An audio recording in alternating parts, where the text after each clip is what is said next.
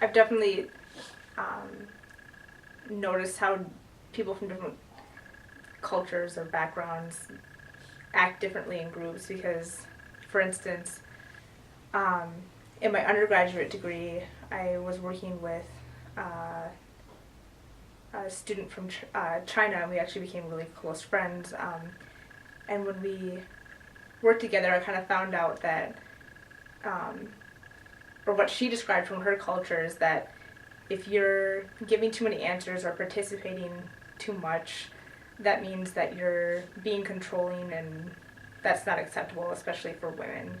And so I think that I've kind of noticed that in different groups that I've worked in is that there's kind of like this, I don't want to do too much, and so I'm going to back up, and it's easier for other people just to kind of take over those roles without including everyone. And so it's important to be aware that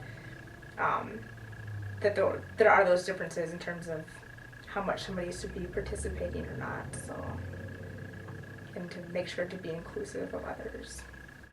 As I mentioned, I think the effective way to help students to create an online community is to work on the group project together.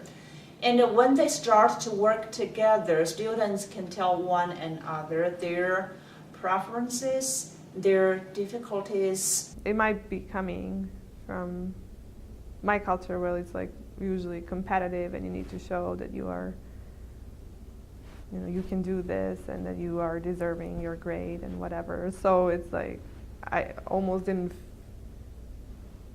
it's bad because it's me, but it's almost, I almost didn't feel it as if it was like a group project. I was like, well, I need to do this. But we didn't really set the roles in it anyways.